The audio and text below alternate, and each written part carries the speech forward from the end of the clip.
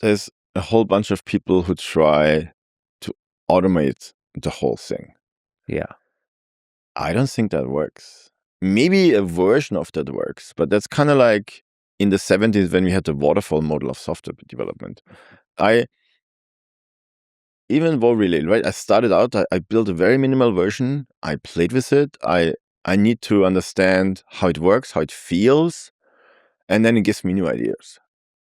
I could not have planned this out in my head and then put it into some orchestrator and then like something comes out. Like to me, it's much more my idea, what it will become evolves as I build it and as I play with it and as I try out stuff. So people who try to use like things like Gastown or all these other orchestrators where they want to automate the whole thing, I feel if you do that, it misses style, love, that human touch. I don't think you can automate that away so quickly.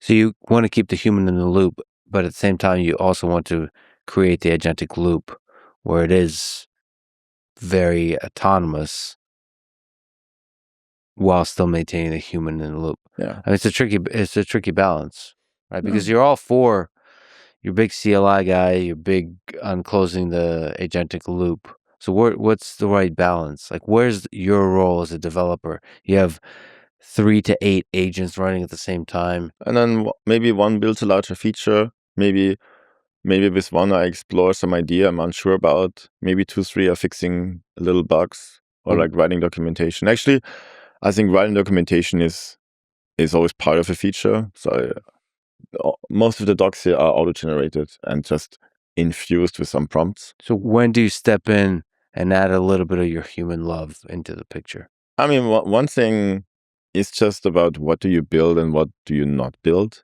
and how does this feature fit into all the other features, and like having a little bit of a vision. So which small and which big features to add? What are some of the hard design decisions that you find you're still as a human being required to make, that the human brain is still really needed for? Is it just about the choice of features to add? Is it about implementation details, maybe the programming language, maybe? It's a little bit of everything. The programming language doesn't matter so much, but the ecosystem matters, right? So I picked TypeScript because I wanted it to be very easy and hackable and approachable. And that's the number one language that's being used right now. And it fits all these boxes. And agents are good at it. So that was the obvious choice. Features, of course, like it's very easy to like add a feature. Everything's just a prompt away, right? But oftentimes you pay a price that you don't even realize. So thinking hard about what should be in core, maybe what's an experiment, so maybe I make it a plugin. Where do I say no? Even if people send a PR and I'm like, yeah, I like that too, but maybe this should not be part of the project. Maybe we can make it a skill. Maybe I can like make the plugin side larger so you can make this a plugin, even though right now it doesn't. There's still a lot of craft and thinking involved in how to make something. Or even when you started those little messages, like I built on caffeine, JSON5, and a lot of willpower. And like every time you get it, you get another message, and it kind of primes you into that this is a fun thing. It's not yet Microsoft Exchange 2025, Right, and fully enterprise ready.